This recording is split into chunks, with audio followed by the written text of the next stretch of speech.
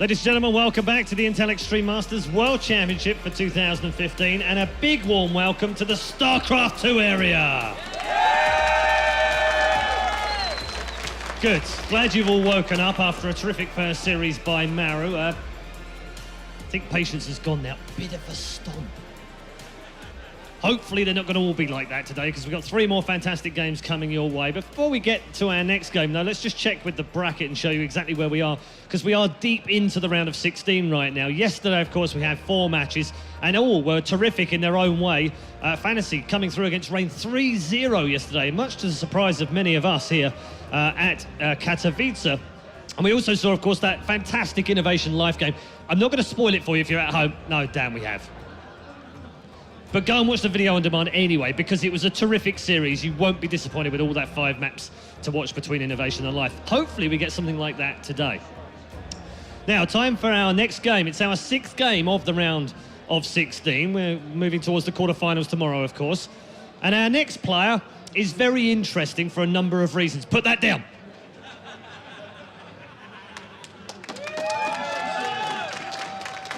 What an idiot. Oh, no, that was an old thing. Sorry, let's move on. OK, so let's introduce our next 2 players to the stage. First of all, our first player had a terrific record in Pro League at the end of 2014, one of the best, actually, in the entire league. But we haven't really seen him in international tournaments. So, competing in only his 2nd Intel Extreme Masters, playing for CJ Entus, please welcome Bbyong.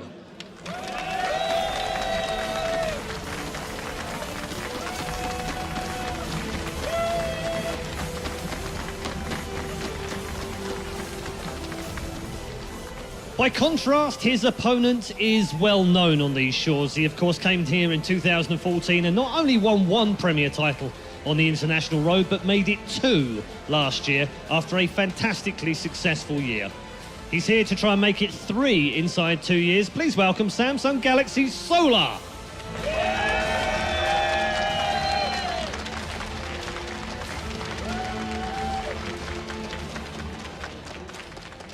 Okay, let's get some quick thoughts from our panel of experts.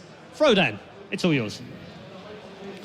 Thank you so much, Red Eye. Yes, we have Solar versus Bbyong. This match is probably one of the least touted matchups in the round of 16, but at the same time, it's like an opportunity for people to learn more about these players, some of the darker horses that we haven't seen in the competition yet. Oh, Jeff, don't look at me that way. You did it again. It's totally intentional as well. There are actually so many bad name puns we can make this tournament. Yeah. Like Fantasy is one that we'll keep bringing up, and of course we're gonna cast Trap later. Like And Dark plays And Maru Dark. to Maru. it's gonna be real bad. I feel like this is going to get exponentially worse over the weekend. Yeah, it will. Well, hopefully it picks up from this point on. Let's begin our conversation here about Solar. He's a Zerg player, so we're going to turn immediately to our Zerg expert here in Snoot. You're actually pretty chubby with Solar, right? You said you and him are pretty friendly terms. Actually, he's a Snoot fanboy from what I've heard. He is. And he was like trying to poke you a little bit earlier It's in the morning. actually quite funny. Before Snoot goes, this morning we're all sitting in the hotel lobby, and Solar walks by, and we're like, "Hey, Solar," and like he kind of looks at like Polo, Jeff, me, and he's like, "Hey," and then like he turns to his left, he's like, "Oh, Snoot, hey!" I was like, "Wow, you know, okay, I know my place now." He's like, "Oh, sorry, I'm a fan of Snoot." Like, He also came over here and asked, he was like looking for someone for something or another. He looked at Rotterdam and said, "In control." Where is ESL manager? I was like, you know, fair enough. All white guys do look the same. And you said that was even a compliment, right? I think so. Yeah. Kevin's a super handsome guy, so I agree. Solar is a if we're fantastic guy. transferable that way, I'm pretty okay with Trying that. to bring it back to the conversation. Yes. All right, Yeah, so talk to us about Solar. Very young, only 18 years old, plays for a Caspa team, but also has very, very good English, and he also interacts with the foreign scene a lot, plays a lot of online tournaments, and he also talks a lot with foreign Zerg players as well. So Solar is very well known in both Korea and the foreign scene as well. Is it something about his playstyle that really speaks to you? Because Probably, he kind of reminds me of Dark in some ways. Very straight up, very solid. A lot of his builds and transitions I feel make perfect sense. Very good just all across the board with creep spread, injects, macro. There's not really a whole lot of bad things to say about his play, and he's very strong across all the matchups. CVC, very solid, strong macro. CVP, he's one of the few players that can actually make Swarm Host work offensively very well using Swarm Host, Corruptor, Overseer together. It's really cool to watch. But now, of course, it's going to be all about the ZvT, and he's extremely strong against Bio. If Solar, just like Dark, if Solar gets into the 80+ drone comfort zone, I don't think anyone can stop him. I'm not sure if his engagements... Anyone. Wow. I really believe in Solar. I think it's very strong. I think if Solar were to go up against Innovation Omaru, I think it's if he doesn't take too much damage early on, for example. What is the face he's making right I think now? it would be a really, really close. and Someone get cool the lemon series to out of watch. that booth right now. Not sure, maybe it's just a pre-game ritual. I think these games are going to be way different because of Bbyong's very specific style. Bbyong likes to play mech, and I'm not sure how Solar is going to play against that. But I have seen Solar play against mech before. He is very comfortable with using Swarm Host. So I think Solar is more than prepared for this. If he watched Bbyong's games in the past, I think he has a very good idea about what's about to happen here. So one of the B's in Bbyong is silent, correct? Bbyong. Yes. Yeah, Well, it's yeah. just a hard B. Like the double B signifies that it's a hard B, so it's like Bbyong. It's not Bbyong. B, but Bbyong. Or I like You take a short pause and then Bbyong. I'm glad this seems like a waste of time, but actually you've saved me because later I'll be like, oh, if Bbyong doesn't, and there'll be so many people online that are like, oh, In Control doesn't even know how to pronounce that. typical American Hashtag ignorance. But Mech in the TVZ matchup, we're seeing a little bit more of this. Again, I feel like in the last couple of months, it's lost the novelty of like, oh my God, he's going Mech. Yeah. He must think he's so much better. It's now, it feels like much more of a viable strategy. Of course, Sure. Is it always the deadlock of Swarm Host versus Tank Raven, or can it be something else? It definitely can be something else. Something we have seen recently, at least in my experience on playing the ladder and watching some tournaments as well, is the Thor Banshee Hellbat combination really coming back into style. Cloaked Banshees being used, Masked Thor, and very aggressive timings. Usually off of a 6-gas economy for Terran, so they just go up to 3 base, make a lot of units, and then move across the map. The downside to this, of course, if Zerg makes enough Swarm Host and maybe get some defensive speed banelings, then all of a sudden there's not enough tanks to deal with the Locust. So it's kind of a very one-time aggression type of thing. You guys are so cool. Shoutouts to the crowd. Yeah, Poland. Yeah, always absolutely. showing up. Well, Bbyong had a interesting road. He came through the American qualifiers where actually you faced against him, Snoot, in a pretty tight series on a path here. Just want to bring that up, and that's why he has some insight into the ZvT there. Absolutely. Solar, of course, comes from IEM Shenzhen, where he beat some of the best players in the world as well. But that was a long time ago. He defeated Innovation 3-0 before getting stopped by Tasia, barely 3-4. Which again, it's another cool thing. Season 9 stops have had awesome finals almost every single time. You know, something we mentioned earlier today when we were talking about Maru, we said like, well, Maru is someone you know, but only if you're a diehard. And I was like, well, that's not true because he won a couple of big tournaments. But I think Bbyong is truly one of these guys that, like, if you're a diehard Pro League fanatic and you stay up late every night if you live in the US or wake up early in Europe, like, then you know him. Otherwise, I can imagine, if you just watch the mainstream tournaments, like, I don't really know this guy, CJ Entes. I may have heard of him once or twice. And, it's funny because sometimes you get to know a new player. Like, we're always excited when we see new players. And when I went to the Intel Extreme Masters Sao Paulo in 2014, that was the first time ever that he went to... we should probably talk about the map pool. I can save my story for later. The map is more Oh important. my God, you were just getting to the good point. That's right. I'm sorry. Fani Research Station, a map that's usually a lot of Zerg players like to play against Terran on, is Bbyong's first pick. Deadwing, of course, Solar's second pick. So Solar, all about the macro game. Catalina, good map for Terran. Right. Inferno Pools being Solar's pick. This really surprises me. Inferno Pools being chosen over Overgrowth. That's really surprising for me as a Zerg, but it could mean that Solar is comfortable with the idea of horizontal positions. Well, even talking about the vetoes, why, Snoot, would you, if you're Solar, take out Secret Springs? What about that map is not good for Mech, ZvT? like one attack path, I guess. It's very limited in terms of attack paths, and it's not a very comfortable. It's not very easy for Zerg to secure the third base. Okay. Yeah, and it makes sense on Bbyong's point of view. Expedition Lost is one of Zerg's best maps in this pool. One of the best maps for counterattacks, and that's if he does play mech, that's precisely what he wants to avoid. So it looks like they both, of that 7 map pool, then they both got what they wanted. Which is kind of nice about this system. I remember this back in even MLG days. If you have the one veto system, it's like, well, there's going to be a map you don't want to play, get it out of there, and then the rest are varying degrees of okay for you, I guess. Well, I was back in the day when the map pool was a dream pool, essentially, back back way yonder. We've grown up a lot here in StarCraft 2 in terms of the maps and the players, and we're getting ready for our next match. There's a lot of growing up for Bbyong and Solar. Are they ready to take the next step in their journey here in the World Championships? We'll find out with our next casters as we get ready for Bbyong versus Solar. Hey guys, Bbyong versus Solar Apollo. Let's talk about it a little bit before we get into the game. It is going to get underway very, very shortly. Bbyong, as mentioned several times by the analysts and people off stage as well, a mech-favored player, tends to favor mech, especially with game number 1 being on Varney. Yep. It's almost certainly going to be mech versus Swarmos. That's how he'll set the pace of the series by this first map. And he is sort of a bit of an enigma personality-wise, but not an enigma results-wise. He's been an incredibly powerful... well, I mean, he's equal second with CJ Entis's players. He's only behind Hero, of course, but being second in a pro team, Kessa team, with the results that he's been having been pretty amazing, and Solar as well, been pretty amazing. Let's introduce him right now before we talk about it a little bit more. From Samsung Galaxy Khan, this is Solar. Like Snoot, one of my favorite Zerg players. Absolutely. Love this guy. A lot of people here do. We have to show love to this guy as well. From CJ Entis, this is Bbyong.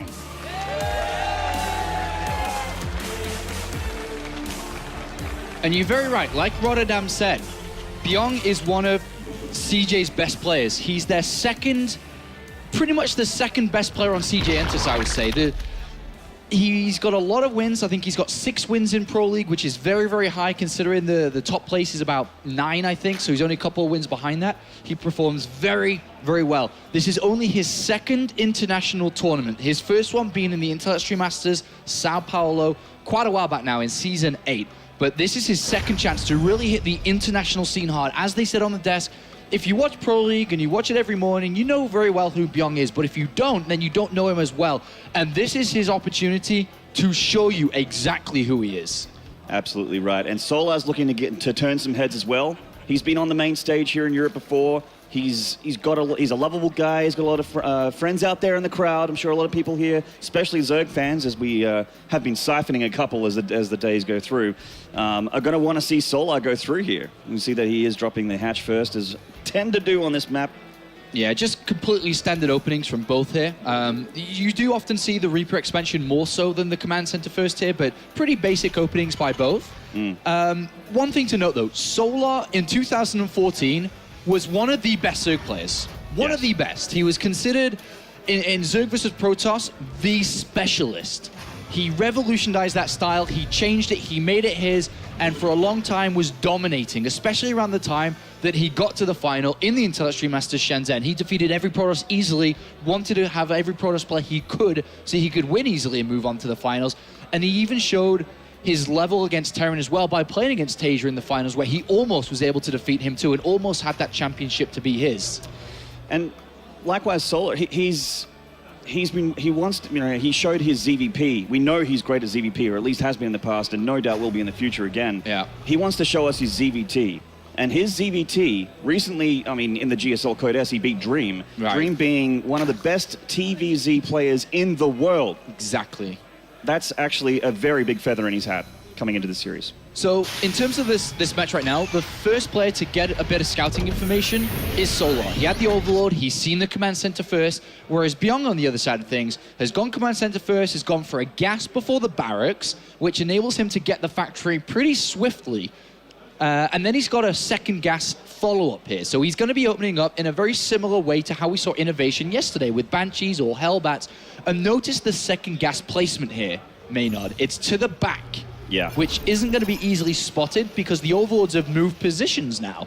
And this is something which can mean, do I play greedy as a Zerg player or do I get ready for an attack? And this is big information that Solar needs to find out. Would you say that Bbyong here would be aggressive in this particular game? Well, I mean, the startboard coming out, it's actually starting to look like he possibly may be. Absolutely. Yeah. Second gas coming down. He's got resources to go up towards Banshees, towards getting Cloak, and even towards getting the Armory down to go Hellbats. And this is information that, as we saw yesterday, if you can't gather it, you could just lose right out. Life lost multiple games yesterday against Innovation because he didn't know what he was playing against, and he wasn't ready to deal with Hellbats. Absolutely, and some gas. The gas is piling up for Bbyong with that extra second gas tucked away at the back there. So, no doubt we're going to see some sort of scary timing from him, dropping also the tech lab on the barracks, so going to some Banshees as well. Solar taking his third. And he's looking very standard back in Solar Town. He hasn't dropped any tech yet. Yeah, he's just doing his own thing. He's playing in his own world. He's droning up. He's now just seen these Hellions, so he's probably going to start to get ready to deal with a couple of Hellions. Building a couple of Zerglings is usually pretty good to do at this point, just to make sure that you don't take too much losses. He started his layer pretty fast here instead of Evolution Chambers, so with the layer coming in, he can get an Overseer really fast to help with Banshee play, despite not knowing that it's on its way. And also, if he's up against the early Hellion and the Banshee pushes, he can actually go for...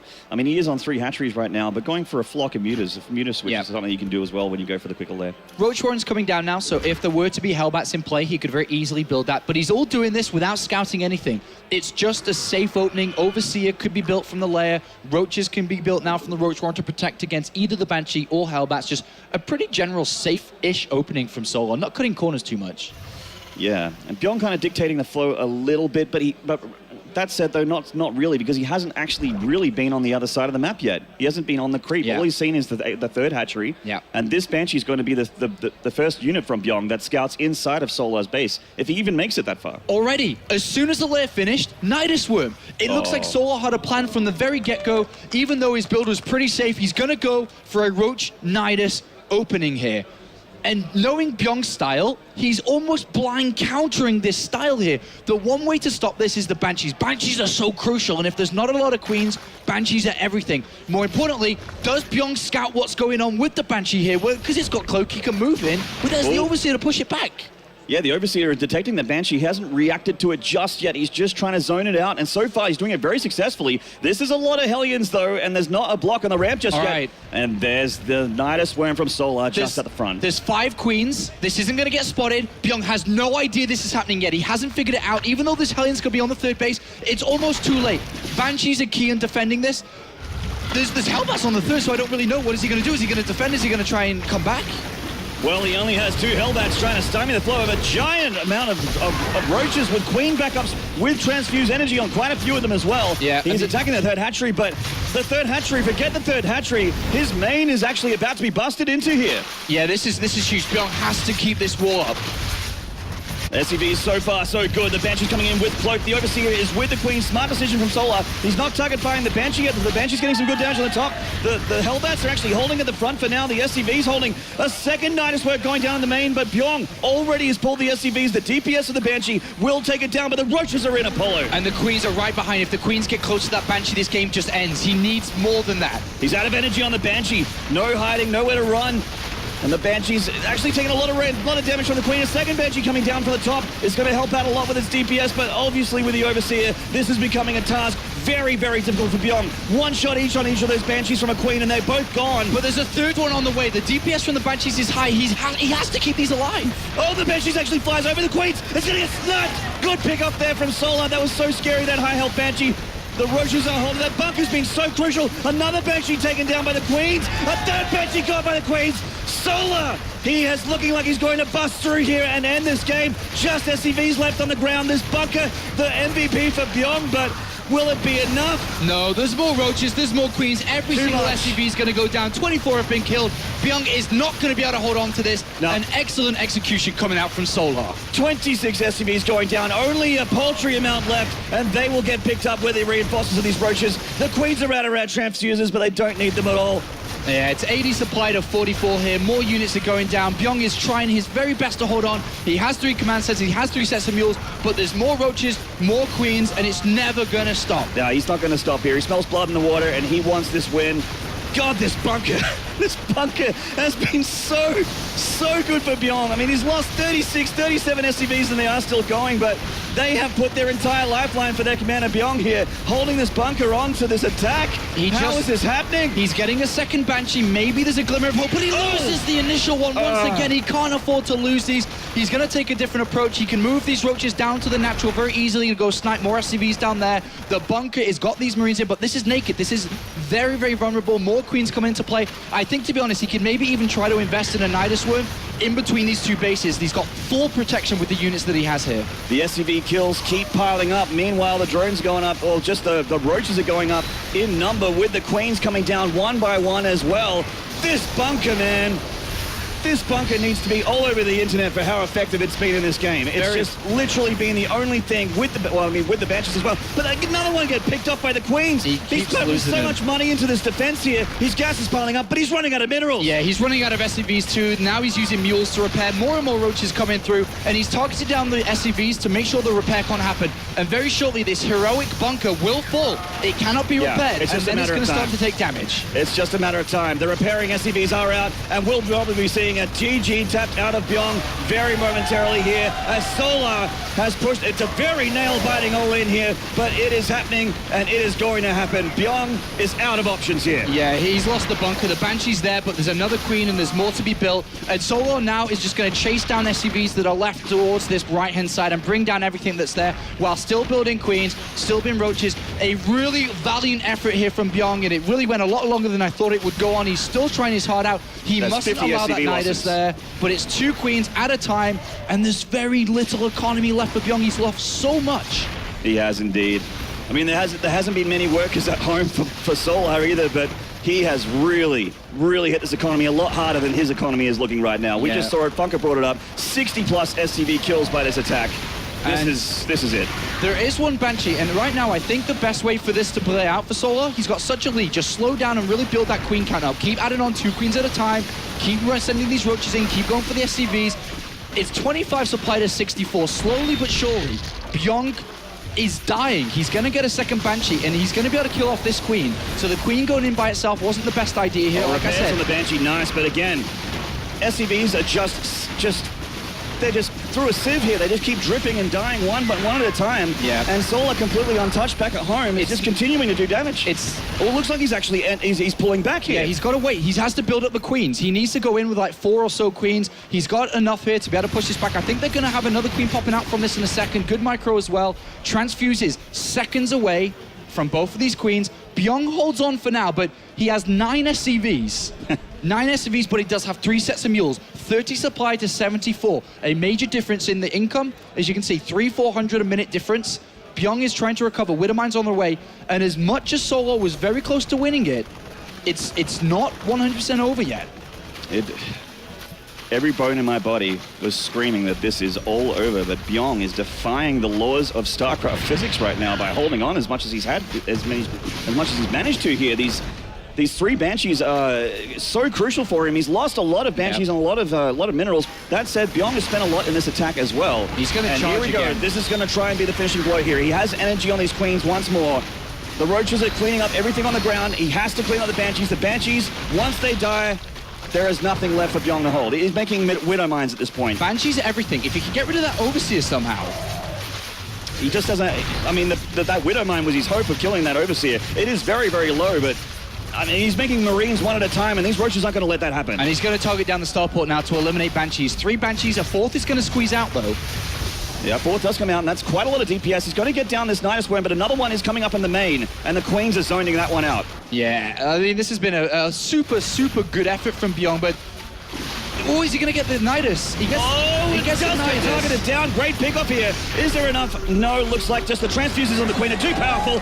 Finally, Solar gets the job done and takes game number 1 away from Bbyong. And I've got to say, Apollo, I did not expect the game to look like that at all. I thought this would be a long mech versus Swarm Host game. Yeah. Barney being amazing to Swarm Hosts, but I mean, this is the power. This is why this game's so beautiful, man. It could be anything at any time. Players will surprise you every tournament. A lot closer than I think everyone was expecting that to be, too. Especially us. I mean, absolutely. Solar does take map number 1, and I really feel that this build definitely works against non-mech openers as well. But overall, I think that was a very, I'm going to beat Bbyong this way. And this is how I'm going to open up this series. Indeed. So game number 2 will be going down relatively shortly here. Gonna have to take a 1-minute break before we see it go down, though. So guys, please don't tune out. Game number 2, this TVC of Bbyong and Solar coming up next.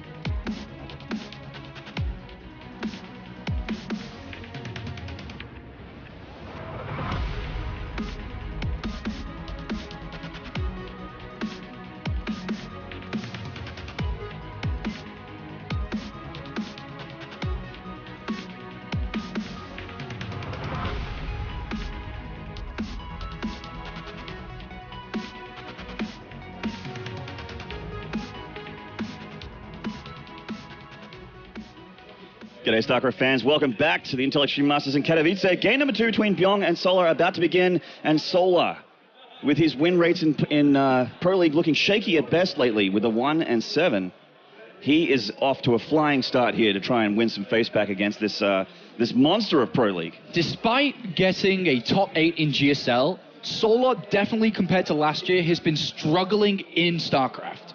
He got figured out a little bit coming into 2015. People started to realize how he likes to play in Zerg versus Protoss, and there's a lot of very good Terran players out there, so he started to lose a lot versus Terran, but he started off the World Championship very well. He's got map number 1 under the belt, and that is a very comfortable feeling to enter the stage, and especially in a series like that. And I think we saw it a little bit in his facial expressions. Once the game was over, he was like, okay, yes, that did work, okay. Yeah. I've got map number 1, let's try and take map number 2. I think a lot of people were on the edge of their seat in that first game and breathing a sigh of relief after that one ended. In the bottom right here, currently 1 map up from Samsung Galaxy Khan. This is Solar.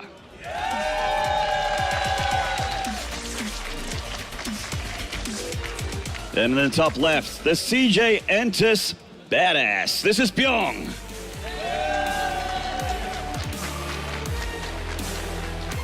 And Solar has a couple of plans for this series today. He opened up with a Roach Nidus play in game number 1, and he's going to open up with an 8 pull in game number 2 here on Deadwing. He's spawned cross position, so the Zerglings are going to have a little bit of a trek to the other side of the map. But if we see command center first from Bbyong like we did in the first game, he's going to be able to get a cancellation on that. Bbyong is going to be in a bit of trouble, but does he open up that way? Time will actually have to tell, because there's nothing to tell us other way just yet. But I mean, does Solar go to the right position as well? The Overlords are obviously going to be crucial for that, but it doesn't look like CC first here. It's going to be a Barracks first. And this is great. This is great news for Bbyong. This is really good news. The command center is going to be probably on the low ground, but the speed of the spawning port and the rate that the Zerglings are going to come out, they're going to just run into a Reaper. Solar's gambling that this is going to be a command center first. Yeah, and this is actually uncharacteristic of Bbyong to Reaper expand. He is the CC first kind of guy. He likes the greed. He likes getting up to that mid game, and he's very comfortable playing the late game, but so is Solar. And Solar isn't just going to build 2 or 4 Zerglings. This is full commitment, and there's nothing that can tell him otherwise. In his head, this is command center first, or at least he's hoping for it. He's going to build quite a few Zerglings, and he's going to be wanting to get the cancellation. He's going to be wanting to do damage to the wall, maybe even break the wall down before it's ready in between the second base and first base. But there's going to be a Reaper out, and the Reaper's going to shut down everything very easily. It's interesting to me that the drone is actually scouting where the Overlord is going, but you know, I guess he wants to confirm it a little bit earlier. I would have thought that he'd send the drone where the Overlord wasn't, like to earlier confirm the spawning position of Bbyong and what he's up against. But anyway. And Bbyong is scouting south, which means there's only 2 positions Solar's in. It's either bottom left or bottom right. If the SCV's going south, the Reaper is naturally just going to go across the map, and it's going to walk right into these Zerglings. And Solar has 2 choices. You go up, you see the Reaper, and you run back and lose everything, or you just try to go for the SCVs or get a lucky surround on the Reaper. Yeah. And look at the timing of it. Solar's like, oh no, he doesn't go to command center first here. Yeah. And he's hiding. He knows he's in trouble already. Yeah. The Reaper's jumped around. He hit the Zerglings, and the Reaper is going through the middle, and there's still Zerglings on the other side. Yeah, there's a lot of Zerglings coming through here, and there's no units. Only 1 Reaper. Yeah, he's making his reactor. Oh, Solar. Oh boy, Solar got lucky here, and this is going to really work out. Oh God, and just brought up the supply depot wall in time. But that said though, even with the supply depot wall, he's going to break through here. This is just a matter of time. The Reaper's on its way back to help this. He doesn't want to have to make a cancel, and Solar has managed to turn this around by hiding the Zerglings. The Reaper's almost back here. The Reapers are going to help out a lot. That supply depot is getting a little bit low. Yeah. And the Zerglings do get in, and then they will begin their reign of terror against the SCVs, but he just doesn't want to lose too many SCVs. He's still in a leading position as long as he doesn't lose very much here. It's not GG, but depends on how much damage is done. He will see what's going on. 2 SCVs so far. The Reaper heading out so much. Oh, a 3rd SCV going down as well. That's a good trade with the Zerglings. Sneaks a 3rd one, but that's not good enough. If I was a Zerg here, I say that's not good enough. My hatchery is only at 300 hit points out of 1,500. I'm really far behind. The command center's almost finished. There's already going to be Hellions really fast in this game because the factory's already on its way. You definitely are expecting more, and then on top of that, you also have to deal with the Reaper. So you don't have a second queen. The first queen's lava injecting. You can't defend both locations. You can't really send drones down to the natural very easily. Better opening for Bbyong. Solar made the most out of it, but this is a nice position for the Terran. Indeed, good trade for him, and sending that Reaper up into the main. He's going to see what he can get done. He'll just have to come down to the Queen and the drone micro. No Zeglings on the floor at all. See how many drone kills he can get done so far. Just touching him up a little bit. Yeah. Reaper sees the gas go down as well. Hasn't confirmed the hatchery count, but he has a pretty good idea after that Zergling attack. And a starport's been built here by Bbyong too, so we'll see what he wants to try with this. He could try to stop marine production and then try to add a tech lab on, or he can continue marine production, go up towards 8, build a medivac, and use Hellions and a medivac full of marines to deal huge amounts of damage. This Ling trying to go for a lucky scout here, and the wall actually just got raised then, and it will be taken down. Drone's now saturating the natural of Solar. Yeah, but the one tell here is he saw the barracks without a tech lab on it. So, and it was building a marine as well. So you can almost guess at this point, why is there not a tech lab on that? Why hasn't that barracks been lifted up to build a tech lab for a starport? And why is it still building marines? Well, he knows that he doesn't have to deal with anti-air for that time being, so no spore crawlers going down for Solar just yet. That said, though, a medevac is coming out with some Hellions. Could be some shenaniganry. Yeah, but, definitely. Yeah. Definitely looks like it. So Bbyong is investing in dealing more damage instead of just throwing down a third command center. He's also investing into the armory. So this is not just going to be Hellions, Marines supported by the medevac. It's going to be Hellbats. The bats. The bats are on the way. Scary, scary splash damage anti-light unit. And right now, Solar is in recovery mode. Queens and drones with minimal amounts of Zerglings. And I don't even think he's going to build a Roach Warren or Baling Nest. Oh, big lineup there. He's got 4 drones already. 8 drones now, and these Hellions are really raining terror in the natural. Oh my god, that's so many drones. He's going to get into the main as well. The Queens couldn't block. They were out of position. And in they come. No creep, no Zerglings, and just drones with Queens slowly lumbering over into the main. 20 drone kills. This is a barbecue, Apollo. I want to call Bbyong the Punisher after this one. This was excellent, and he's going for more. And this was even without the Hellbats. He doesn't even need them at this point. That's 28 drone kills. Maynard, this is game. This is over. Nobody loses 35 drones and recovers from this position. There is going to be Hellbats very shortly. It's 20 supply. It is over. GG. And Bbyong says, well, if you try tricks like that, young boy, I am going to absolutely destroy you. I'm not so easy, Solar. Ties the series 1 apiece. And oh boy. And the series is on. It is indeed. We got ourselves a series here. Gonna go into Catalina for a 3rd map. Now, this one is actually quite good for Bbyong, I feel. A little bit tough on the Zerg to hold and Hellbat timings, which is something that we obviously know that Bbyong likes to use. Yeah. Very strong in this map as well. It's a great map for Terran coming into this next one, but Solar took a risk, he took a gamble, and that's what happens in StarCraft when you predict what's gonna happen. And when you predict something that you're expecting your opponent to do, sometimes it works and you can go ahead and get an easy cancellation on it. But the time that he doesn't do it, that's what happens. You fall behind. And Bbyong is a great player. We've known it. We've seen it for a long time. And he is at the ability to be able to punish someone who tries something like this. Absolutely. He's done it before. Will he do it again? Time will tell us. We're getting to game number 3. Solar, both of these players just really want to win that face at an international tournament. Absolutely. It's such a prestigious tournament with so much money on the line. What better place? They fought so hard and they both deserve to be here. But who deserves to be the champ?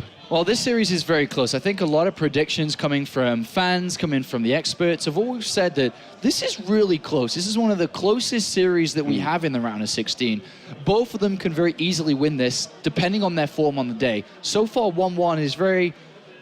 It kind of represents how this series is going to play out for the rest of it, I think. I think it's going to be really close and probably go all 5. I would love to go all 5. TVZ, my favorite matchup. Definitely keen for this one. Haven't seen really any mech play yet either. Haven't gotten into the siege tank and into the No, the games have been too fast for that. They've been too fast, too furious. We're going to take another break, guys, just for 90 seconds or so. But do not go away. Game number 3 between Solar and Bbyong very soon.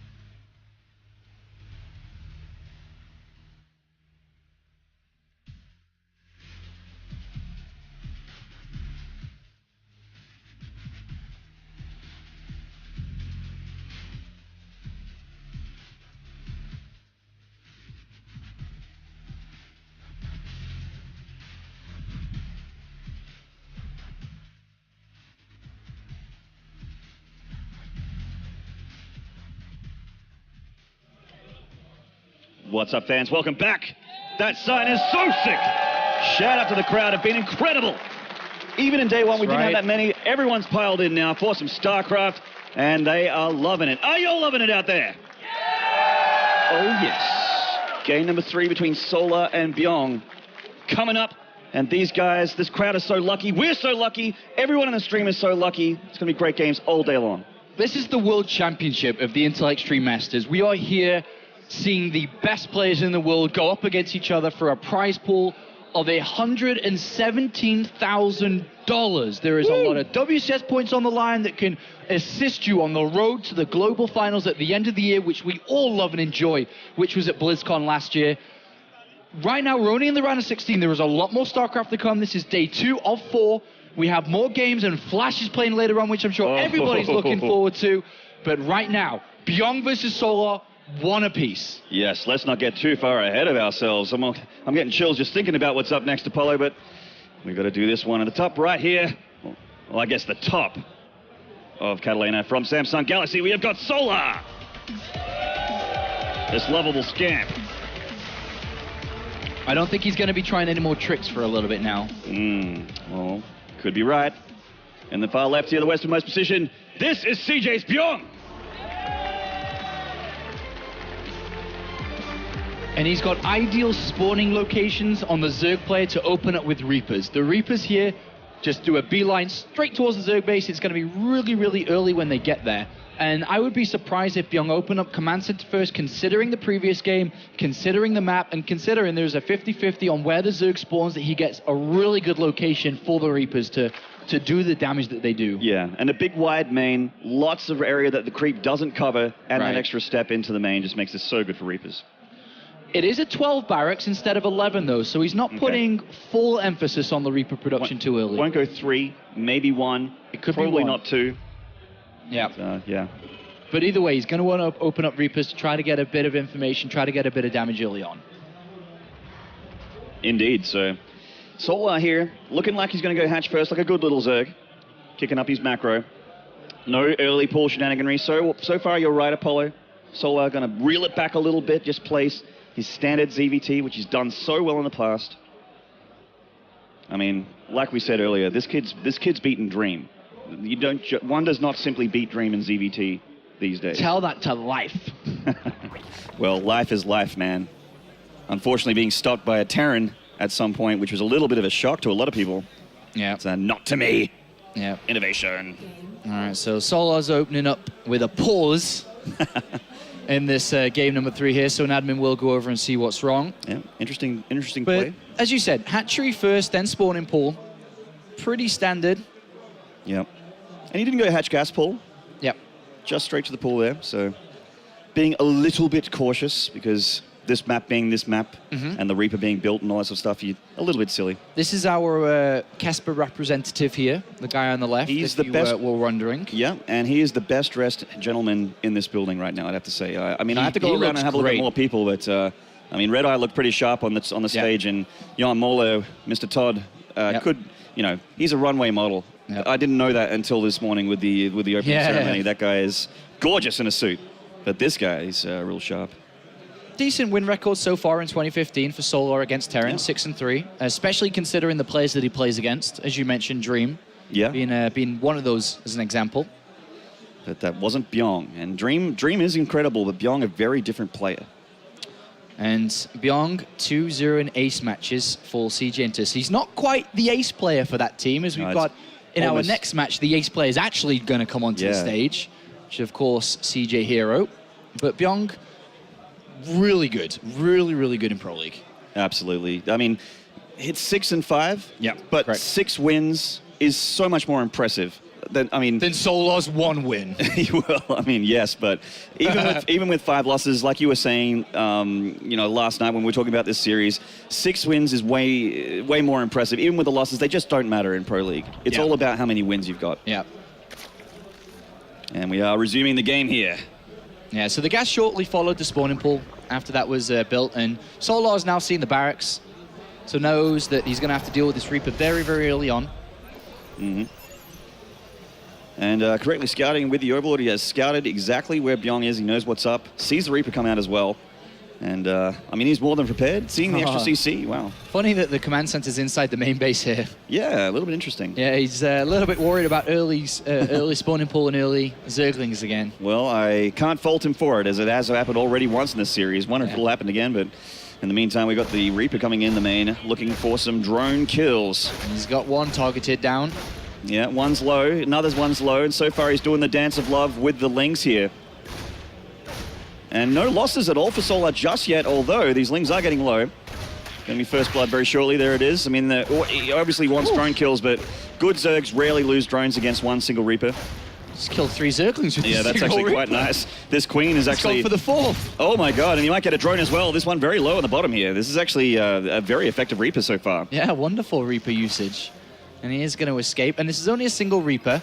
And I really like that Solar adjusted upon seeing that this wasn't the early barracks for 3 Reapers and only built 4 Zerglings. But unfortunately, because of how good this Reaper's done, he forced out the 5th and 6th Zergling anyway, just by building 1 Reaper. So this is a really good start for Bbyong. And the Reaper's diving in again. He's already pulling the Queen away from the hatcheries, keeping the multitask of Solar on edge here as he tries to, you know, deal with it. So far, I mean, he's spotted it here, but he's going to stay on the creep. If he leaves the creep, that would be the silliest decision he's ever made in his life, as he will lose more Lings and drones. And we see the Ols 2 standard TVZ Hellion follow-up going down there while expanding. And a quick starport again.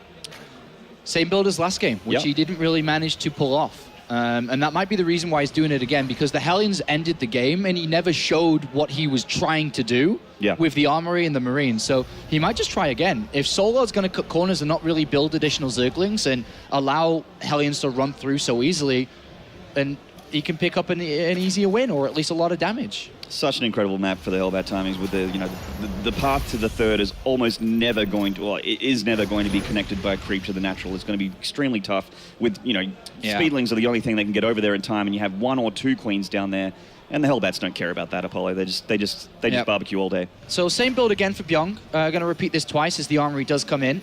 There are Zerglings getting ready for a counterattack as the Hellions move out here to the north.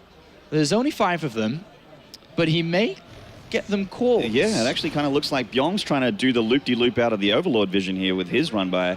Oh, the Lings and the Hellions pass each other like ships in the night. I don't think he saw them. And now Solar has units on the other sides of the map for a counter, but is he going to be able to deal with these units? Well, you know, if the Lings are out there, they're not at home. And the Spinecrawler and the Queens will have to get the job done. Spine, Queens, 10 Zerglings, Baliness on the way. Here comes the counterattack. Okay. Not much at home at all for Bbyong, so Natural is actually in a spot of bother at the moment. Oh, getting this Overlord will be nice. That will supply block. Bailing Nest is far away, and the 2 Hellions are going to be able to deal with this. Here we go. Time. Here we go. The medevac here is going to help out a lot with these Hellbats. It's actually healing the Marines, not the Hellbats, so they are actually starting to go down one at a time. The herd is still going on into the Natural here. This Queen count is actually looking quite good for Solar, but the Marines and the Hellbats with the medevac are so powerful. He needs to get in a good position so the Zerglings don't get a full wraparound, and he's moving into one now. Yeah, the drone's been pulled away from the mineral line as that is the next stop for this attack. And yeah, the main is the next. The main is next here for Bbyong as he tears apart this Natural. More Hellion reinforcements coming down, which will be Hellbats very shortly. Yeah, another Overlord going down. A heavy supply lock here for Solar. He's in big trouble. He's in big trouble, and Bbyong's just got to split his units away from the Bailing connections. That's all he needs to do here. He obviously doesn't have stim. These units are quite slow, but the splits are Wonderful. They're just Absolutely beautiful wonderful here for Bbyong. And his attack still continues. Just drones and Queens trying to get the job done here. And one last Queen is about to go down. The drones, the sigh there from Solar, dejected as he has to give the 3rd map to Bbyong there. Well played from the Terran. And in a series that we thought would go long every single game because of the playstyle of Bbyong going mech, we've had 3 really fast games, and Bbyong moves into match point, 1 game away from going to the quarterfinals like that. Solar is disappointed that the way the series has played out, we saw it at the end there. He gambled in game number 2, he got stung. And in that game 3, he just wasn't ready, wasn't prepared for this type of attack. He didn't scout it, and this is a repeat that we've seen so many times from Zerg players already in the last week or so and at this tournament as well. You're not ready for the Hellbats, you're gonna get hit hard. He looks really frustrated by that game. He's been sighing quite heavily in the booth there. Bbyong? It's a 10-minute game. At this level of StarCraft, you are extremely disappointed if you don't get past the 10-minute mark with these type of plays. You should be invulnerable to these types of strategies. You shouldn't be losing games like this at this level. Well, you're absolutely right. And also, the other game that he lost, losing that many drones to a Hellion run by. Yeah. How often does that happen at the top level, like in Pro League? How many times have you seen 40 drones get killed by Hellions? Yeah, you just don't see these type of games very often because they're not meant to happen at the highest level. If you play Bbyong and it goes to 40 minutes and you lose, you're like, oh man, okay, all right, good, well played, all right, let's go to the next game. But if you lose in 10 minutes, you're like, well, why couldn't I stop that? Why did I allow that to happen?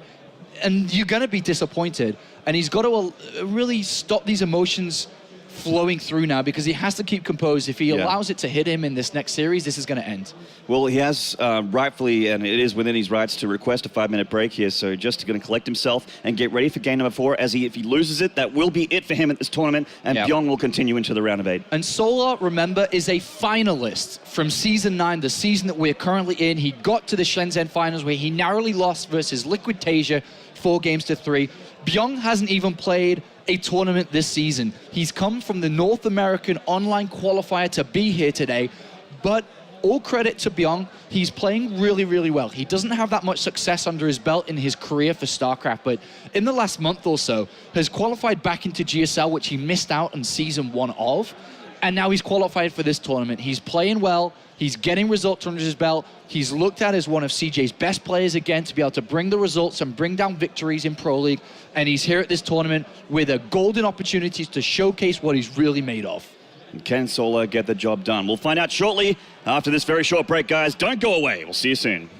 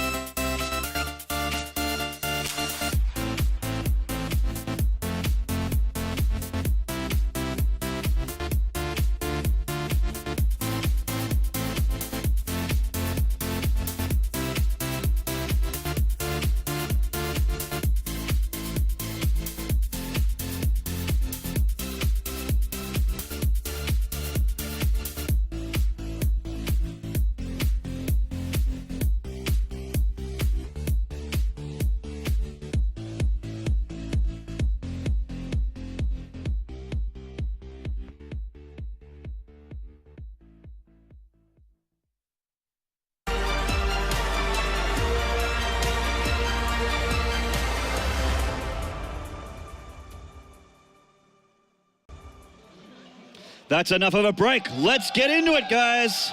Game number 4 between Solar and Bbyong. And I love this sign for Netwars. I feel sorry for the people underneath the sign that now can't watch StarCraft. Yeah, hopefully that's a thin material that they can see through. There's a pretty bright screen, a very large, impressive screen. And this guy on screen right now, it's his last chance coming into this last map here. Boo, Maynard! Boo! Are you ready? Surely they're bourgeois. I think that's what they're trying to say there. They're missing half the sign. That's Solar okay. Has one last chance. Yes. He needs to not lose one. If he loses another map, that's over. it for him. His prospects of saving that face, of being the European hero that he was back at DreamHack Stockholm, it's just going to be all gone. And Bbyong will be the guy that continues. Bbyong will move on to the next round if he's able to defeat Solar on Inferno Pools. And this map is so spawn dependent. It could be incredibly favored to Bbyong or incredibly favored to Solar, and this spawn's incredibly good for this guy. You will need to all show him so love if you want to see him get through. This is Samsung Galaxy Solar. Not bad, crowd, not bad. And in the bottom here, cross maps. Currently up, one more map is all he needs. This is CJ's Bbyong.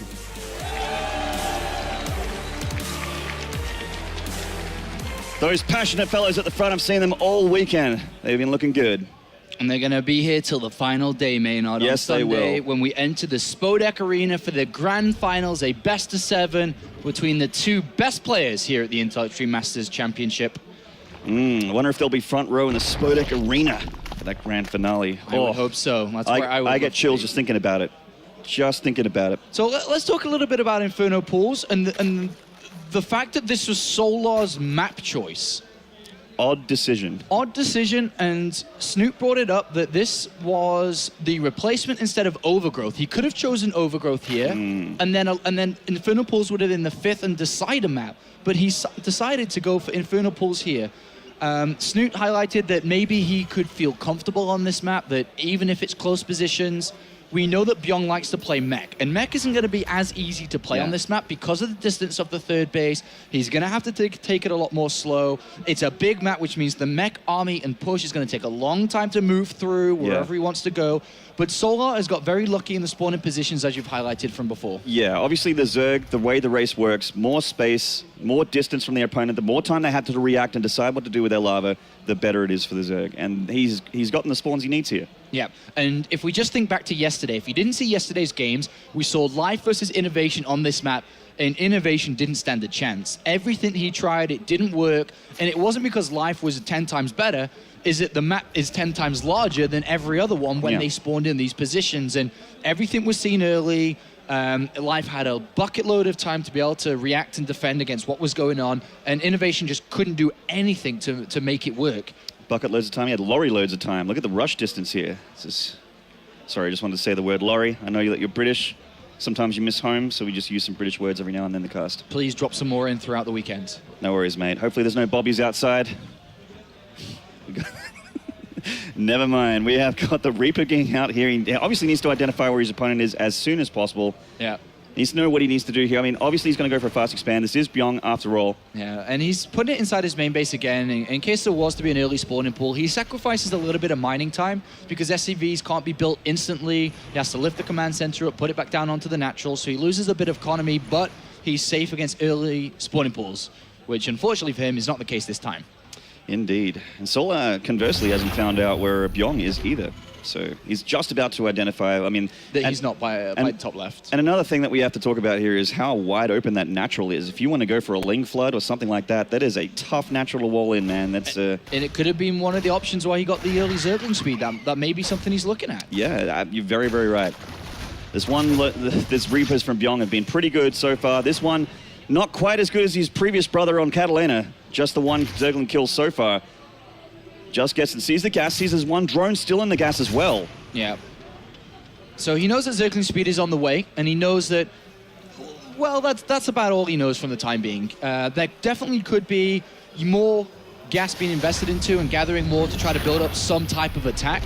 But in these positions, it's very difficult to get over to the other side of the map fast. With roaches, with Zergling, so I doubt we'll see that from Solar. But despite the map size, Bbyong has speedy units. He has the Hellions, which are pretty fast, and he has Medivacs, which are also pretty fast when boosting across the other side of the map, which can ferry the Marines to the other side. And it looks like he's going to do the same 3 times in a row. Yeah. And Solar's lost to it 2 times in a row. Please don't tell me it's 3. For Solar fans out there, and especially for Solar himself, I'm sure he doesn't want to see this again. I mean, obviously, Bbyong knows exactly where Solar is. He knows how long it takes to get over there. He is, no doubt, as most programmers do at this level, they have a calculator in their brain. They know exactly when to hit and how to hit. And this Overlord is about to be taken out as well, which is going to hurt Solar a little bit. So the Overlord gets taken out, he gets supply blocked here. He's pretty much open the same as he did in the last game. If it wasn't the map, it's almost an identical game. The Spinecrawler coming in, Queens, and we saw what happened last time. And even the Baneling Nest is going to be timed pretty much at the same as previously. The Armory has now been added on. It's identical from game previously to this one. Now, is he going to make the hold this time?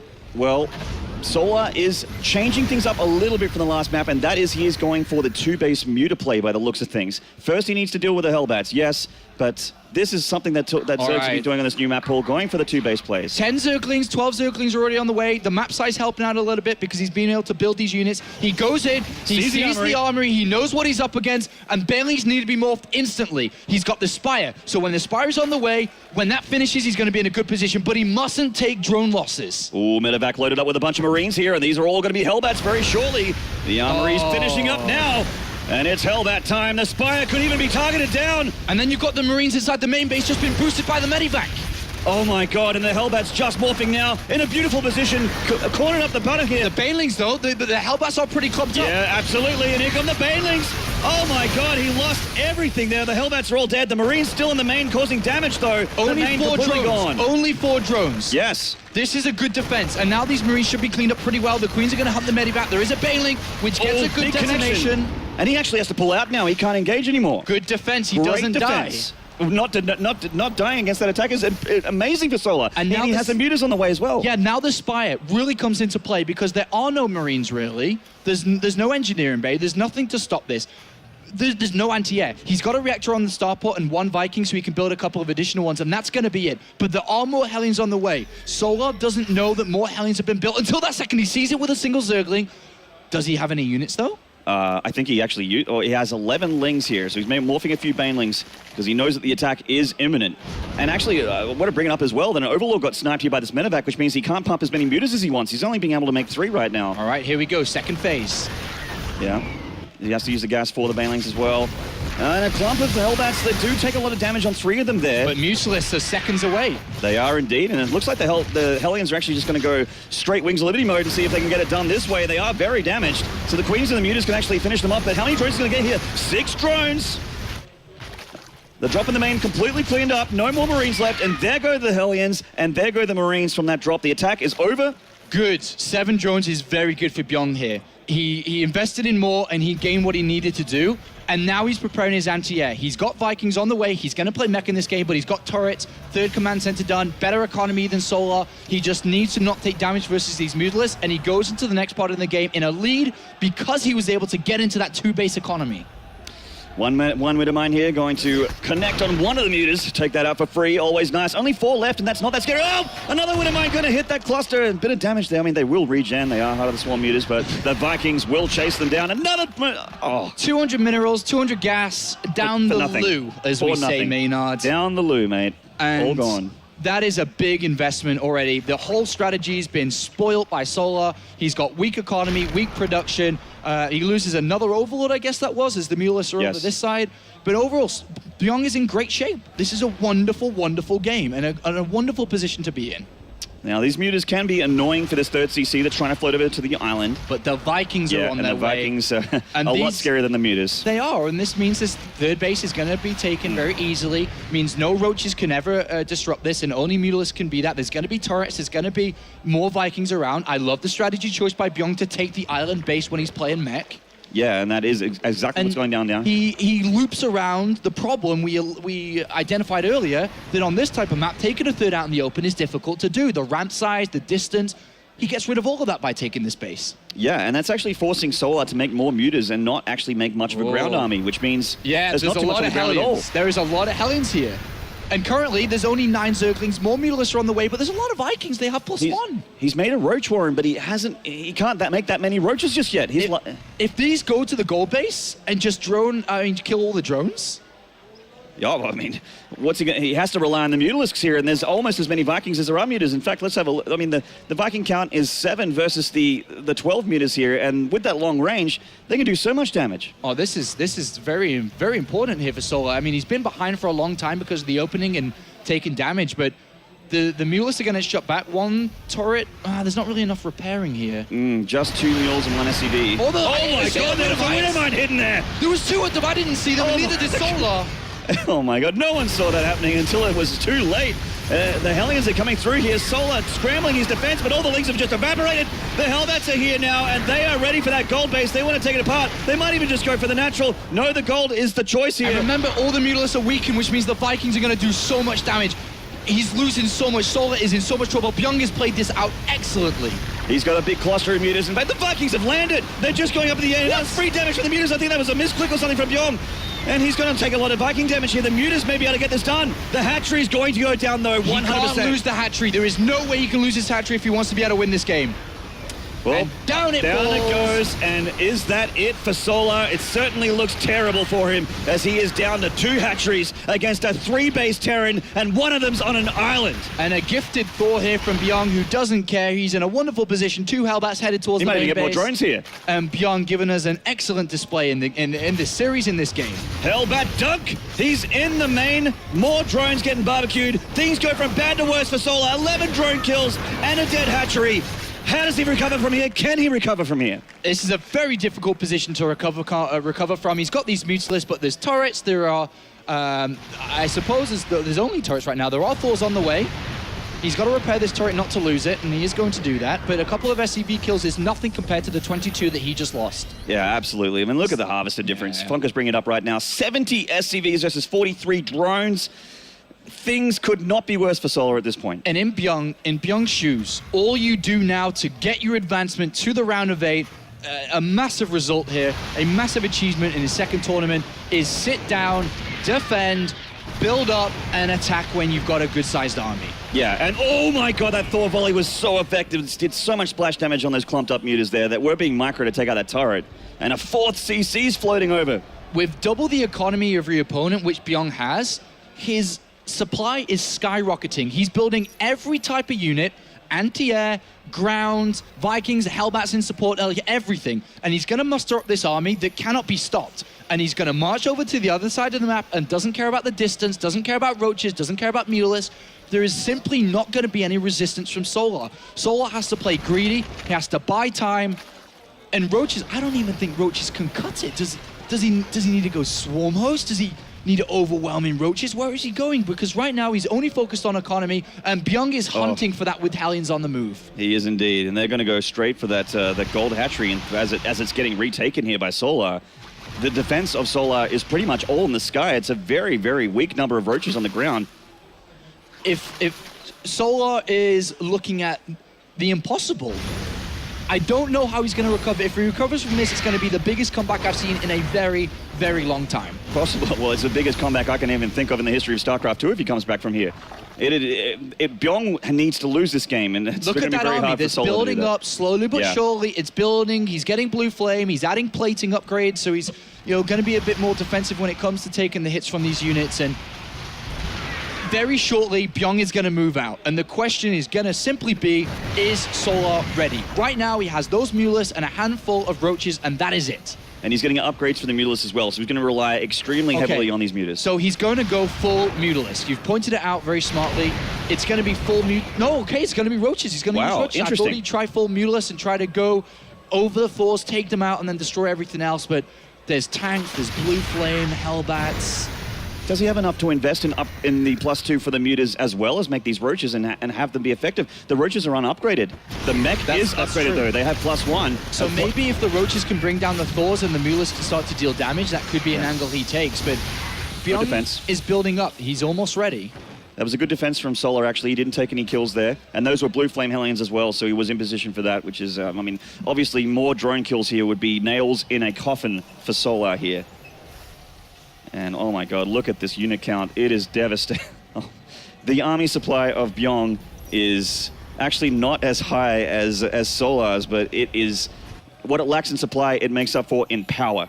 It is a hard-hitting, hard-punching army, and highly upgraded as well. These mutas looking for an opening. Any free damage they can get done here is the name of the game here for Solar. Just whatever he can get done without losing anything. Interestingly enough, Bbyong hasn't really pushed the issue. I really thought that he'd want to move out at a rapid time, but as we can see, Solar is quite ready now. I mean, he's got a decent economy. He's built up an army of roaches. We haven't seen Bbyong move across the map. He's actually repositioning by the looks of it to hopefully take this gold. One muta dead. These other mutas just hanging around for a little bit. Very dangerous territory. Out? Is he going to wait till the +2 armor completes and then go with 2-2? Is he about to march now? He's got 60 seconds left on that upgrade. Yeah, Solar kind of, he definitely looks like he wants to go for an attack here. Solar sees this. Yeah, he's going to charge move in. The tanks run siege. The Roaches are going to get right up in the face here.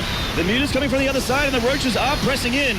This is a very, very strong mech army with a few Thors, and these 4 Thors are being very effective to get the Roaches on the ground, and with the Hellbats reinforcing in a 5th Thor even coming in, these Roaches look like they're going to dissipate with the Landed Vikings hanging in with the upgrades as well, and they just get cleaned up completely. Bbyong has taken a very good fight there. Yeah, holds on to the position. It's 2-1 upgrades versus 0-0. 35 additional Roaches are being made. So Solar's rebuilding the same again in hope for a very similar fight. This time the army isn't as strong from Bbyong because he's having to replace what he's just lost. Bbyong, if he overextends, moves too far out, Solar will take that fight again and might be able to win it. But now we have the +2 armor on the mech army, +3 on the way, and more Banshees. And I think as we saw, every single mule is destroyed. There is no answer to those Banshees until Queens or Hydralisks are mass-produced. And can he afford them? He's gotten back up to 5 bases. And remember, the mech army, by the way, can take a wonderful position above the gold base from the Xel'Naga Tower. This position, this base easily dies, and it's very difficult for Solar to engage into that area on that high ground. He must take a fight below it. And Solar is keeping on the creep here. In case the mech wants to come up here, he can come from... I mean, there's 2 giant ramps into this area, which is good for the Zerg. But, I mean, it's a 2-2 mech army, Apollo, and he's getting +1 attack for the Roaches just finishing now. Yeah, there's 5 Banshees. Hydralisks are good, but there's a lot of Hellbats, tanks, Thors, and everything else that's going to really destroy them. I'd love to have seen Cloak. No, I think he's got Cloak, okay. Yeah, he does. So he's going to use Cloak. This is going to be really good for his Banshees to keep them alive longer. Which means that the Banshees are going to be untouched by these Hydras for the time being, at least. And this is a big concave here for Solar as he moves in. He's taking out the Roaches. There's nothing on the repair here, but the Banshees are raining high in the sky, though. Yeah, they're doing a lot of damage, and they're bringing down a lot of these Hydras. Very expensive. There's no Overseer and Vikings to protect if there was to be one. Absolutely, and they are coming down now, and the Viking, if they reposition themselves, could easily take them out. That was an expensive fight. That was a lot of Hydralisks, and Hydralisks are not cheap. And remember, Bbyong has an economy. He's like rich. He's playing a money map. He's got bases absolutely everywhere. He's got mules, unlimited amounts of them. There's a planetary on fire somehow. Must have missed an attack there. It's actually getting very low. It looks like the Roaches are actually going to get it. There's no answer to the Banshees, and Bbyong being up in supply has played this really smartly, good push-outs, very costly for Solar, unlimited amounts of money. He's hurting, he's trying to replenish, he's trying to rebuild up, he's trying to get more drones to this east base of his. But Bbyong is back up to 190 in an instant. The Overseers are here to crash the party for the Banshees, but the Vikings are higher in this.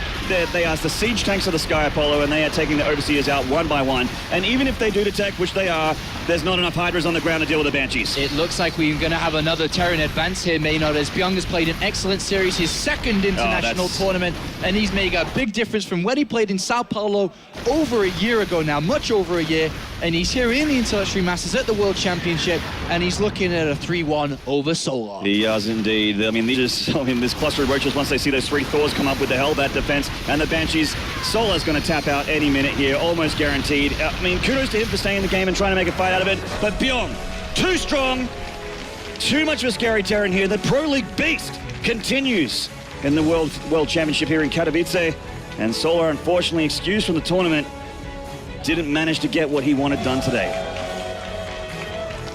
CJ Entus gets another win over Samsung in the Intellectual Masters World Championship, and it's an early exit for Solar, our finalist from Shenzhen, but our online qualifier. Bbyong has found his way to compete here at the World Championship and has found a way into the quarterfinals. So yet another Terran comes through to join Innovation and Fantasy. Extremely powerful Terrans. Terran fans out there, rejoice. Zerg fans, don't worry. Dark is in the round of 8 as well. So not all is lost. He looked so good in his series as well. He's looked excellent. That was a very impressive performance there from Bbyong. He was very solid, very defensive, yet aggressive at the correct times. Loved his strategy choice on Inferno Pools, a difficult map. Remember, that was Solar's map pick that he was feeling comfortable on, but Bbyong was ready at all turns. He played a very good series, and he's moved to the quarterfinals now and has himself $3,000 and a chance to play to get to the semifinals. That's right. And there is still money in the round of 16. Solar's not going completely empty-handed here. Yeah, gets $1,000 here for showing up, gains himself a chance to come here to Poland to play in front of the crowd. But unfortunately, Solar's 2015 is kind of continued to where it has been for the last couple of months. Yeah, the trend has continued for Solar, which is really a bit of a shame for him, but It is not over. It is still early days in the season of 2015. We've got ourselves plenty of esports time with StarCraft. We've got another 8 months or so of the year. Yeah. And I mean, just now is when stuff's starting to kick into gear for StarCraft 2 with the World Championship. Absolutely. Today, Pro League kicking into round 2. It's GSL as well. Yeah, this is only second international tournament. There's a lot of Pro League, Star League, GSL still to happen. And of course, WCS over the next couple of months. But it is all the focus on the Intel Extreme Masters World Championship with the trophy up for grabs, the prize pool, ecstatic here, $120,000 pretty much on the line for all these players to fight for and get closer and closer to the deeper stages of this tournament. That's right. And with this series concluding, we'll cross over to the stage with our winner, Bbyong and Little Susie. Here we are, definitely with the winner. This is Bbyong, everybody. Give him a round of applause.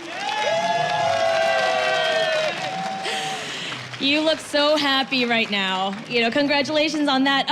Now, you play more Pro League than you do international tournaments. Seeing all these people here, what is this like for you?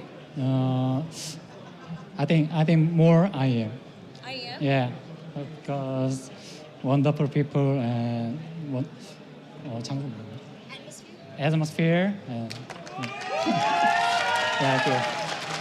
Guys, so just letting you know, right before this, he had come to me and again, he said, hey, can I do this interview in English? And you know, you guys know I'm all up for that, so props to him. I'm really glad that he's doing this. Now, this is your second international tournament, and you've made the round of 8. Are you happy right here, or what's on the horizon for you? I'm happy, but I think semi-final versus Hero. Yeah, very hard, I think. Semi-final versus Hero, that's what he's looking for. How much do you hate him? I mean, that guy goes all around the world. You're in the same team. He goes everywhere, and you're sitting in Seoul playing your games. How much do you hate the guy? I hate him. 제 앞길을 너무 많이 막아가지고. He says, I hate him, and then in Korean he said, it's because he blocks me from going to all these international tournaments, you know? All right, well, you might be playing him next, like you said. Do you have anything you want to say to Hero? 이번에는 진짜 이길 수 있도록. 네. 한 번 더 앞길 막으면 진짜 완전 싫어할 것 같아요.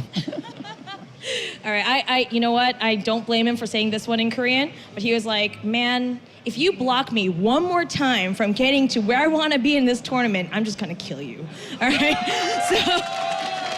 All right, well, best of luck to you. I really do hope you get your revenge on Hero, and I'm going to send it back to you guys at the desk. Great interview with Bbyong, a player that we weren't expecting to have an English interview, although one person did allude to that, and I bet he has a lot to say about that series. Snoot, you were saying that you stayed in the CJ house with Bbyong and got to hang out with him a little bit, and he's just like one of the nastiest mech players that's out there, so you must have been pretty happy to see, I guess, a person that you practiced and talked with and interact be able to do that. Yeah, absolutely. He's such a skilled player, and definitely, I would say, the best mech TVC player that there is. He plays mech in a style that no one else can. He knows some very strong aggressive timings. Mm-hmm. He knows when to move out. And as we could see in the last game, he also knows how to be careful. We saw after the big fight with all the roaches almost taking down his entire army. I guess all of his army was wiped out pretty much. He was sitting on 70 SCVs, but basically no economy. He just took things easy from there, never advanced further than the watchtower, just kept his cool. You can also tell in his personality that he's very down to earth, and you can see this reflected in his play. He's just extremely calm, experienced, and yeah, you can absolutely see it in the way that he plays. Somewhere in the world, a single tear is rolling down Artos' cheek after you saw game number 4. Jeff, what do you think about that series? I loved it. I really, the very subtle thing of the double Widow Mine hiding behind the CC and the island expansion was really cool. Because obviously the only threat there is going to be Mutalisk. And a single Widow Mine can be cool, but we've seen a lot of times that'll hit a flock of mutas and a weird shot will just pick off one, or it softens the entire pack. But it's a little bit more random. In this case, 2 going off, almost no time at all is any number, well, is a low number of Mutalisk going to be able to threaten that expansion. It was just really cool for me, really, really cool. And like you said, his style is so different. You actually alluded to this earlier. You talked about Thors and Hellbats with Banshees, and that style is a little bit more spread out a little bit, but his execution was awesome. And to have the patience to wait in the middle of the map with actually a lot of Vikings as well, hold that island expansion, kind of get things flowing, then push forward once the mutas kind of revealed themselves and weakened themselves at the island expansion. He just played this really, really well. I thought Solar was at least going to put up more of a fight. Right. And even that one bunker was kind of representative of Bbyong at the first game. It just would not die. It was Good amazing. reminder, Jeff. Actually, I forgot to get predictions publicly on camera about what the series would pan out. In Control and Snoot both predicted Solar, and Rotterdam was the only one who picked Bbyong on the panel. Keeps doing this to I us. mean, you're now 2 ahead of the panelists. What gave you that insight, kid? Did you just know, or did you have a feeling? You talked to Bbyong? I don't really look into like statistics too much of a certain player being on a hot streak in either Pro League or against Zerg, but the way that Bbyong has been playing lately, and especially the Zergs that he's been playing against, that really made me lean towards him. Like he's just, I think certain mech Terrans, if they do it well, and he does it better than almost anybody, it's just very difficult. And I also felt, that I'm not as impressed with Solar at the moment as I was with him a while ago, and that doesn't mean that he won't get back, because I truly believe that he has the skill or that he has what it takes to once again be one of the absolute most dominating Zergs in the world. I was just not feeling it for Solar today, and I was definitely feeling it for Bbyong. Interesting to note that something we didn't bring up in the pregame, but Bbyong actually faced Solar last year in WCS Korea, and he also clean sweeped him 3-0. So he continues that streak today. He wins 3-1. And now we'll advance to play the winner of Hero vs. Cure, where she obviously had choice words for his teammate. That's something that's pretty cool, too, because I think Byong's definitely one of the players that we kind of went into this tournament thinking, do we know if this guy has any kind of personality or anything likable about him? Because we don't really know much about this guy at all. I think one of the cool things is what I was talking about before we actually went live, and then we saw the map videos, and I was like, my silly story can't wait. But basically what I was trying to go at this is only his second international tournament ever. The first one, he was one of these guys that was not able to deliver. Like, to put things in perspective, he lost 0-2 against an Irish player. That's probably the first time that has happened in like the history of StarCraft 2, A-bomb? A-bomb to Oh, old wow. Bbyong. Right after the manager of Bbyong, because IEM Sao Paulo back then wasn't very stacked, so the manager is like, hey, I think I should try my luck in this tournament. He actually qualified for the main event, and he took a map of A-bomb, while A-bomb, and he's the manager of Bbyong, and Bbyong lost 0-2, and obviously that's a little sad, but that's why it's even more awesome to just see him bounce back right now like a true champ and actually play one hell of a A-bomb series well, at the biggest home stage. I mean, when you take out Snoot in the qualifier to get here to the World Championships, your TVZ must be pretty damn good. Would you agree? He does play mech, so, I'm pretty good at making swarm hosts, so absolutely. Fair Well, we enough. just saw it. That was sick, TVZ. Yeah, really well done. Actually, we have a moment that we want to pull from the series. Something that kept happening repeatedly throughout the entire time was this Hellbat push or this timing that was going on. Snoot, why don't you walk us through? Yeah, I feel like the story of this series, once again, we saw this yesterday with Innovation versus Life as well. These Hellbat attacks doing so much work against 2-base Muta builds. We saw Bbyong smartly with great tactics just bypassing the spine at the front, completely circumventing it, and then morphing into Hellbats in the back. Almost in position of the Banelings. You would think this is a bit of a bad spot, but at the same time, in the main, we also have the Medivac drop, which forces drones out to the natural to a more exposed area. And while this might not look so bad, only 4 drones killed, it's still actually really, really bad for Solar or any Zerg in this position, because at this phase in the game, you want to be saving resources for the big 2-base Muta attack, which kind of has to deal damage. And if your mining at this stage is hindered for a long amount of time, you will not have the bank that you need to make those mutas. And it that's- functions almost as a... Oh, go ahead. Yeah, and that's exactly what we saw as well with the follow-up. And I also think, like, if you sit on 2 bases as Zerg, like, 2 bases are supposed to be safe. Like, you're not supposed to take almost any damage. Like, Even this second attack is Yeah. somewhat unexpected. If this was a bio transition, we wouldn't be seeing this. And once again, more mining being hindered, and the 2-base Muta transition is just being weakened even further. Yep, well, 7 drones going down, and then Mutalisks fly across the map. Sometimes we see on small maps where, even if it's only a few Mutalisks, like let's say between 6 and 8, they idle above production, they pick off turrets, and like they can actually really spin the game out of control, because Zerg bounces back from being on 35 drones, going all the way up to 55, 60. This time, well, the first one flew into a Widow Mine, the second one flew into a Widow Mine, and like... Bbyong's defense was just, it just showed how much experience he has in playing his style out. I think the only flaw in that build from Solar is that, like, if you do this on Expedition Lost, for instance, okay, it doesn't take very long, but cross-map Inferno pools, like, it's very likely that turrets will be ready. And in this case, there were even Vikings out, which I think is very uncommon, but that happened as well. How do you feel about it, doing it on cross-map Inferno pools? Do you think it's necessary for him to open up like that? For Solar? Yeah. I think it's a very strong build on Inferno Pool simply because of the gold base. You can force the turn to stay back at home. You have complete map dominance with the Mutas. Of course, Hellions can run past, but if you have some defensive banelings, that can be okay as well. I mean, the idea behind the build that Solar went for is pretty smart. You go to base Muta, you unlock the map, and you capitalize with the gold base. So I think the build choice from Solar was pretty good, but the execution was a little bit off. The Baneling Nest was a tiny bit too slow. Maybe he missed some Zerglings initially so that the Hellions got in the back in the first place. Just a few things Solar could have done differently, I believe. I feel like we've seen this dance throughout the tournament a few times, though, specifically 2-base Muta versus this Hellbat timing attack that was all the rage a long time ago, like 2 WCS seasons ago, but it seems like it's still here. Is this a build mismatch? Or, I mean, you just talked about execution. Do you want to be 2-base Muta against this? It's very strange. When I practice 2-base Muta, sometimes I feel like, at times it's really amazing. I feel ahead, I defend the attack brilliantly and everything works out. But it's a very double-edged sword type of thing. If your defense is a little bit off, everything is ruined and there's no way of coming back. So I'm not misremembering, right? It's been pretty T-sided in this, like that specific build matchup this tournament, right? I don't feel like I've seen a Zerg pull off the 2-base Muta against Terran yet, have we? I don't think we've seen a 2-base Muta actually defend this timing attack just I don't yet. think so. Yeah, I mean, it was happening a lot in Life versus Innovation, and Life was struggling with that as well. As we do know that Innovation went on to take that series. And so, well done once again to Bbyong. He gets one step closer, another round. He earns $3,000 and 400 WCS points, but he's not done yet. We'll see him in day number 3 in the round of 8. In the meantime, we are halfway done with our matches for day number 2 here at the Season 9 Championships. We want to also remind you guys that if you're having fun, make sure to check out the additional content over at the Score Esports app on Android and iOS. And it's a good way to just get to know the players a little bit more. If they're doing interviews with some of the talent as well, you get to see some extra bonus content, so that way you guys can satisfy all your StarCraft 2 needs. We're going to take a break, and when we come back, we're going to have Hero, the king of IEM, versus Cure from Junior Green Wings. What's going to happen next? Find out right after this. All of your StarCraft 2 needs. Yeah.